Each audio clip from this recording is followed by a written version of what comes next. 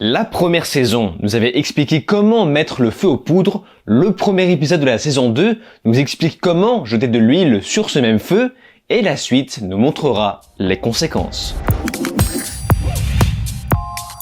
Salut à tous, c'est Vince sur Plot Time et aujourd'hui nous nous retrouvons pour parler du second épisode de la saison 2 de la série Game of Thrones, House of the Dragon. Oui, ça fait longtemps que je n'ai pas proposé de format épisodique hebdomadaire, bien que je ne sois pas certain de faire ça toutes les semaines. Mais pour l'heure, écoutez, eh bien, je vous invite à jeter un coup d'œil à ma playlist, au moins vous retrouverez toutes mes vidéos concernant ce sujet, au cas où si vous en manquez une. Et j'ajoute aussi qu'aujourd'hui, eh bien, à l'ancienne, je vais réouvrir une partie commentaires, de façon à réagir à ce que vous avez dit précédemment. Comme ça me permettra de corriger quelques petites erreurs. Vous vous en doutez, cette vidéo a fortement spoilé l'épisode 2 de la saison 2, donc soyez prévenus et pour ne rien manquer de la suite, évidemment le bouton d'abonnement est à votre disposition, il est gratuit, un clic et on n'en parle plus. Par contre, si vous souhaitez me soutenir et accéder à mes podcasts audio, dont un qui parlera prochainement de la série Game of Thrones, et bien pour ça vous avez mon Patreon en lien dans la description et en commentaire épinglé. Bref, c'est parti pour la suite de Feu et Sang. L'épisode démarre sur une très belle mise en scène d'introduction, avec une musique calme au violon pour illustrer le portrait d'une scène en panique, suite évidemment à la mort de l'héritier. C'est dans cette même scène qu'on verra Aemon ramasser une pièce étrange avec une forme de soleil, scène qui sera peut-être utilisée plus tard. Et malgré cet acte de barbarie, Otto analyse la situation uniquement d'un point de vue politique, comme si l'enfant lui importait peu. Et tel le yin et le yang, Alicent est son reflet inverse et va agir de son côté dans l'émotion. Donc Otto va immédiatement réfléchir de quelle façon tirer profit de cette situation. Et tiens, bien sûr, la meilleure façon de tirer profit de la situation et de s'en servir pour attiser la haine du peuple contre Rhaenyra, et ce en la faisant passer pour un bourreau d'enfant pour qu'elle puisse perdre ses soutiens. Bah oui, si toi tu traites quelqu'un de facho, tu pourrais être sûr qu'il perdra ses soutiens. C'est comme ça que fonctionne le début d'une guerre. Cette scène nous montre clairement qu'Otto est le cerveau de l'opération, qui est d'une intelligence rare en termes de stratégie, et Aegon va beaucoup perdre au change en s'en débarrassant. Parce que oui, à l'inverse, ce dernier est en perte de contrôle total. Il agira intégralement dans l'émotion comme sa mère. Mais surtout en ne comprenant pas comment la sécurité puisse être aussi médiocre. Je veux dire, on se croirait presque en France. Ce faisant, il va se défouler sur le tueur. Mais rappelons que dans le livre, Sang se fait réellement torturer longtemps avant d'avouer. En fait, cet épisode va subtilement nous faire comprendre qu'Alicent a été implicitement punie pour avoir couché avec son bouclier Lige, qui lui avait pourtant fait vœu de chasteté, un vœu qu'il avait brisé par le passé avec Rhaenyra. C'est un petit peu ça qui l'a fait basculer du côté sombre de la force. Et voilà pourquoi personne n'était là pour protéger la reine ni même les enfants, parce que Criston Cole était trop occupé à faire Tagada Swang Swang avec Alicent. Et pour se donner bonne conscience malgré sa trahison envers son propre vœu, il va commencer un petit peu à faire la morale aux autres pour des trucs bidons, un petit peu comme le fait de reprocher à Aeric d'avoir une cape sale, voire lui reprocher son absence pendant le meurtre de Jaehaerys. Alors que lui, bien sûr, est tout autant responsable.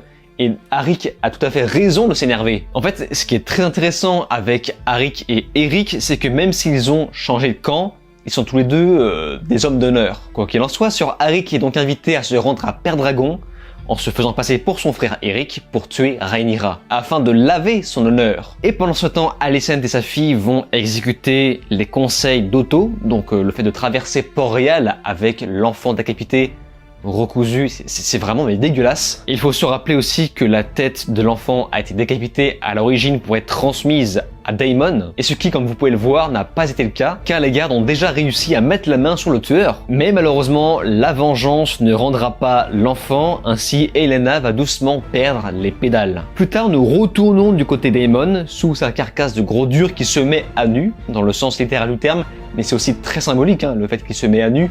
Il se dévoile face à une femme pour se confesser d'un crime, celui de Lucerys. Il dit bien qu'il regrette, finalement, il avait presque de l'affection pour lui. Et j'adore cette façon de développer ces personnages parce que c'est vrai qu'il a une apparence de méchant avec son œil, voilà, ça fait un petit peu pirate, mais tous les personnages ont leurs démons et même On le verra dans cet épisode que Otto lui aussi, qui est montré comme une espèce de robot, bah en fait lui aussi a ses démons. Ensuite il se passe quelque chose d'intéressant par rapport à l'adaptation, c'est-à-dire que dans le livre on ignore ce que devient Fromage, par contre on le devine. On sait juste que le roi a fait tuer tous les chasseurs de rats, du fait que Sam a avoué son crime et que son complice était justement un chasseur de rats, et ce pour être sûr que Fromage meurt, et forcément la série nous montre que ça a fait mouche, il est bien mort, sous l'œil bienveillant du bon gros toutou à qui on a rendu justice. Mais c'est intéressant parce que le roi tue les chasseurs de rats comme si ils étaient eux-mêmes des rats. On dégomme tout pour être sûr que la vermine disparaisse. Et là on pouvait croire qu'Otto allait faire preuve d'humanisme en s'offusquant contre son fils. Il prouve encore une fois qu'il n'agit que pour la politique. Le fait que son fils tue des gens innocents, des pères de famille, peut faire balayer la pitié du peuple envers son roi. Cette scène est extrêmement intéressante, car elle nous montre justement qu'une action politique n'est pas censée se dérouler comme ça. Tout doit être réfléchi, discuté, on doit réunir un conseil. Bref, on ne doit jamais agir dans l'émotion, tout comme Aegon l'a fait. Otto perd donc son badge pour la deuxième fois pour la remettre à une épée, Cole. Et c'est ainsi que nous entrons dans l'ère de l'hystérie et de l'autorité, l'ère d'un roi qui n'agit que par émotion et non par stratégie. Et l'histoire nous a souvent montré dans Game of Thrones qu'un Targaryen qui agit par émotion n'est jamais très bon, n'est-ce pas Daenerys? Dans cet épisode 2, tout le monde est seul dans son chagrin. Aegon et Helaena ne se touchent pas. Ils pourraient très bien se réconforter, non, ils ne se touchent pas. Ils vont plutôt pleurer de leur côté. Alicent ne va même pas voir son fils pour le réconforter, alors que ce dernier est en larmes. Non, à la place, Alicent va plutôt replonger dans son péché, malgré le fait d'avoir déjà été puni en perdant un fils. Et ça, c'est signe d'un très mauvais présage pour les Verts. Pendant ce temps, à Père Dragon, Daemon ne dit rien pendant le conseil, tel un enfant qui a fait une grosse bêtise, genre il est comme ça. Et nous nous rendons compte que le plan d'Otto fonctionne, car il sème déjà le doute au sein des soutiens de Rhaenyra. Et cette dernière va elle aussi commencer à avoir des doutes par rapport à la confiance qu'elle a pour Daemon, qu'elle accuse à vouloir demander à tuer n'importe qui d'autre que Aemon. Mais ça relève tout un tas de questions, comme par exemple, est-ce que Daemon souffre du fait de vivre dans l'ombre de sa reine, au même titre que son frère? En effet, pour Daemon, l'histoire est une boucle qui recommence indéfiniment. Il n'arrête pas de voir chez Rhaenyra son frère. Il s'en va donc prendre l'air au dos de son dragon pour trouver une alliance avec Arenal. Et rappelez-vous de Mysaria, le ver blanc qu'on avait déjà aperçu dans le premier épisode. Là, elle a un rôle un peu plus important et on va comprendre vraiment son utilité à Père Dragon. En effet, sa fonction sera de prévenir Eric que son jumeau s'est infiltré pour s'apprêter à tuer Rhaenyra. En tout cas, elle a très vite cogité. L'épisode se finit d'ailleurs sur le combat des jumeaux qui s'aiment malgré tout. C'est une scène assez poignante, mais dont la politique les pousse à s'entretuer. Et pour l'instant, de ce que j'ai vu, c'est relativement fidèle au livre. Le livre insiste vraiment sur le fait qu'il y a cette volonté qu'ils disent qu'ils s'aiment, et que ça vraiment, ils n'aiment pas ce qu'ils font, mais qu'ils doivent, d'une façon ou d'une autre, en arriver là. Bien, voyons maintenant qu'est-ce qui se passe du côté de Lamarck. Nous voyons les retrouvailles entre Aline et son frère Adam, et pour l'instant, la série ne nous donne pas plus d'informations sur ce qu'ils sont réellement. Et j'ai hâte de voir de quelle façon les scénaristes vont développer leur évolution. Pour l'heure, Adam est plus en quête de gloire que son frère, qui lui cherche plus à se faire discret. Il y a vraiment quelque chose que j'ai envie de révéler, mais je ne peux pas. Mais en tout cas, quand on y arrivera, je vais enfin pouvoir me libérer d'un poids en vous parlant d'une chose que je ne peux pas vous dire, qu'on voit, hein. On la voit cette chose, mais là pour l'instant on ne peut pas le dire. Quoi qu'il en soit, Adam est plus une sorte de rêveur, il observera le dragon dans le ciel comme si une destinée lui était promise. Autrement, en vrac, pour parler plus de l'épisode en lui-même, je ne le redirai jamais assez, mais la performance d'acteur est impeccable, surtout pour l'interprète d'Aegon qui a dû se lâcher, il est vraiment hors de contrôle, mais en même temps il est très triste. Voilà, il y a vraiment ce mix entre les deux et je trouve que l'acteur le fait très bien. J'en ai pas parlé aussi, mais je trouve que l'interprète choisi pour Hugh Marteau est vraiment très charismatique. J'ai vraiment hâte de voir comment ils vont l'utiliser. Bref, ça c'est du grand HBO au niveau du casting. Mais autrement, justement, en parlant d'HBO, je constate que dans Game of Thrones aujourd'hui, il y a quand même beaucoup moins de nudité. Par exemple, avant, je suis sûr qu'il n'aurait pas manqué un instant de foutre Alicent à poil, quitte à utiliser une doublure. Mais là, je sais pas, c'est un petit peu dommage quand même. Et sinon, sur un sujet complètement différent, la semaine dernière, vous savez, je réclamais des sous-titres anglais pour l'épisode de Game of Thrones.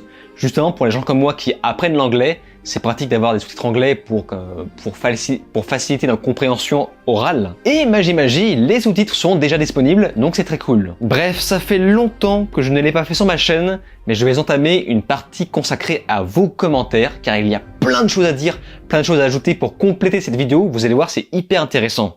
Alors, il y a beaucoup de commentaires qui ont réagi aux mêmes choses, donc je vais parler de façon générale, sans mentionner chacun d'entre vous, sinon on n'en finira jamais. Mais s'il faut bien comprendre quelque chose, pour revenir aux déceptions de l'épisode précédent, c'est que la première saison nous avait habitués à ajouter des détails qui n'existaient pas dans le livre, en respectant quand même les points les plus importants pour pouvoir se retrouver avec à peu près la même histoire de feu et sang. Mais dès le premier épisode de la saison 2, eh bien, il faut l'avouer, il se passe l'inverse. C'est-à-dire qu'il y a pas mal de petits rushs, alors qu'on nous avait bien fait comprendre que si on avait réduit le nombre d'épisodes dans cette saison de 10 à 8, c'était justement parce qu'il n'avait apparemment pas besoin de raconter plus de choses. Par exemple, on n'aura rien de plus du côté des Stark, et si de mon côté, je ne vous ai rien dit par rapport à ça, eh bien c'est parce que j'étais pas au courant. Moi je pensais que ça allait entamer quelque chose de plus après cet épisode, et apparemment non. Donc toute la partie avec les Stark, apparemment c'était juste un clin d'œil à la série originale, et ça pour le coup c'est une déception. Même si bon, ce n'est pas la dernière fois qu'on reverra les Stark, c'est sûr. Mais pour cette saison, nous n'aurons pas le développement qu'on avait pourtant dans le livre entre Cregan Stark et Jacaerys Velaryon. Mais j'attends quand même de voir la suite parce que ce n'est pas la première fois qu'on a le droit à un mélange de plusieurs scènes, de plusieurs éléments dans le livre, dans cette série. Mais sur internet, la chose qui a fait le plus de bruit, c'est la fin du premier épisode qui a été considérée comme une déception. En fait, la séquence de meurtre avec sang et fromage fait partie des séquences les plus détaillées dans le livre, qui pourtant a l'habitude d'enchaîner les événements différents sans trop entrer dans les détails. Et forcément, les fans du livre auront cette tentation de comparer chaque élément, chaque mot du bouquin avec la série, plan par plan, et force est de constater que ce n'est pas pareil au détail près. Alors évidemment, j'ai vu des gens m'insulter, soi-disant j'encense la série pour rien, alors qu'elle ne respecte pas le livre. Ils ont raté le passage le plus culte de livre, c'est la fin du monde! Bon les gars, vous forcez un tout petit peu quand même, mais il y a des arguments qui sont quand même un peu troublants. Surtout que dans ma vidéo précédente, je dis clairement que je ne m'attendais pas à ce que ce soit comme ça. Donc pour ceux qui n'ont pas lu le livre, je vous explique, normalement Elena se propose à la place de ses enfants, elle veut mourir, et Sang et Fromage refuse parce que c'est une fille, voilà, ils veulent tuer un fils. Un fils pour un fils. Dans la série, à la place, elle propose son collier, ce qui est non seulement extrêmement bizarre, mais ce qui retire toute l'empathie de ce personnage. Donc sur un coup de panique, elle choisit Maelor parce que c'est le plus jeune, de façon à conserver l'héritier, Jaehaerys, qui finalement se fait tuer à la place de Maelor. Et Sang et Fromage font vraiment ça par perversion pure et dure, ce qui fait que Maelor ne verra plus sa mère de la même façon.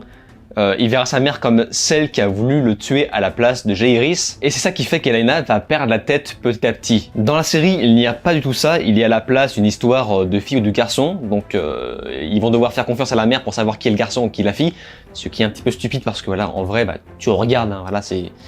Évidemment, c'est dégueulasse, mais là on est dans un contexte horrible justement. Mais s'ils ont changé un petit peu cette scène, je pense que bon déjà d'une part il est à censure, vraiment c'est la scène en livre est ultra angoissante et ce n'est pas la première fois qu'on fait ça dans Game of Thrones. Dans Game of Thrones, on a censuré énormément de choses, énormément de scènes importantes, mais surtout les personnages de Sang et Fromage ne sont pas exactement pareils.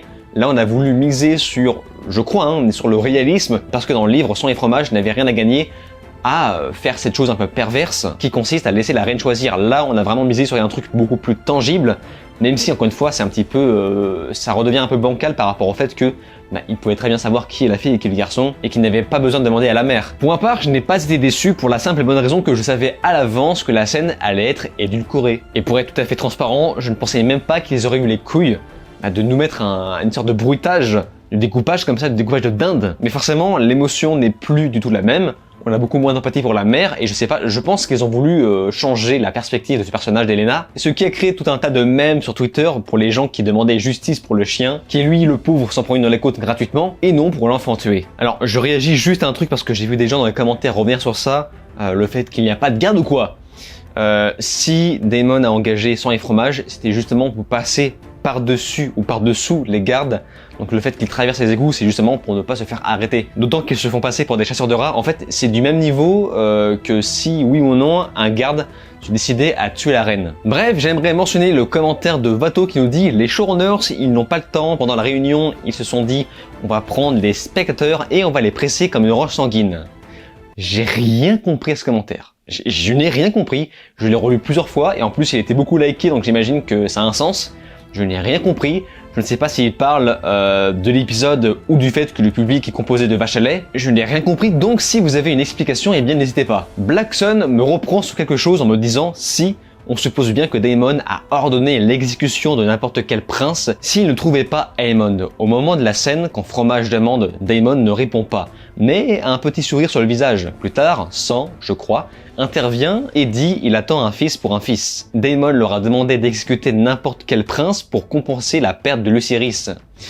Eh bien oui, je suis d'accord, je me suis trompé de mots, j'ai dit quiproquo. En fait non, clairement, les intentions de Daemon paraissaient plutôt claires, c'est juste qu'ils n'avaient pas, ils ont été cachés, et ce pour un effet de mise en scène. Par contre, le quiproquo est plus du côté de Rhaenyra qui, elle, demandait clairement à tuer Aemon, mais à aucun moment elle voulait tuer un enfant. Là, on arrive à exactement le même type de scène avec les Verts, lorsque Larys Ford brûle le château de Harrenhal avec la famille Ford dedans, alors qu'Alicent n'avait absolument rien demandé, enfin en tout cas légèrement sous-entendu, mais elle ne voulait pas de meurtre. Donc là, ils ont vraiment voulu reproduire à peu près la même chose, et ce qui fait que Daemon se retrouve au même niveau de Larys Ford. Mais ce qui est intéressant dans l'épisode 2, c'est qu'ils ne nous disent pas ouvertement ce qui s'est passé, afin de garder une certaine neutralité. Tronacor nous dit, concernant l'analyse du générique, je ne suis pas tout à fait d'accord avec toi, la tapisserie ne spoil pas House of the Dragon, mais raconte l'histoire des Targaryens.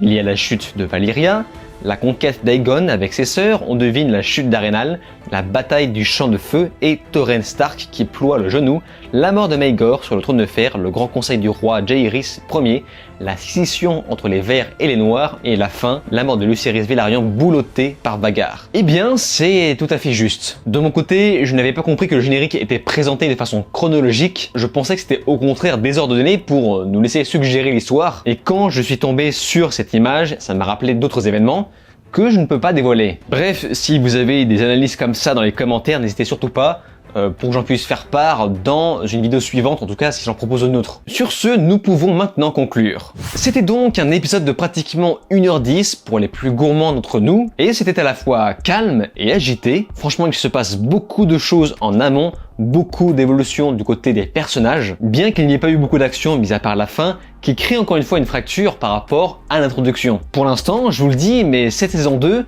est sur de très bons rails. Je suis vraiment très impatient de voir où nous emmènera l'épisode 3. Mais avant ça, évidemment, les commentaires sont à votre disposition pour me faire part de vos analyses. Et pour les autres qui sont intéressés, n'oubliez pas qu'un nouveau podcast consacré à Game of Thrones arrivera sur mon Patreon, donc n'hésitez pas à souscrire dedans pour me soutenir. En tout cas, si vous en avez la volonté. Sur ce, on se laisse ici. N'oubliez pas le lien Linktree pour me suivre sur les réseaux ou encore le bouton d'abonnement. Je vous dis alors ciao et à la prochaine.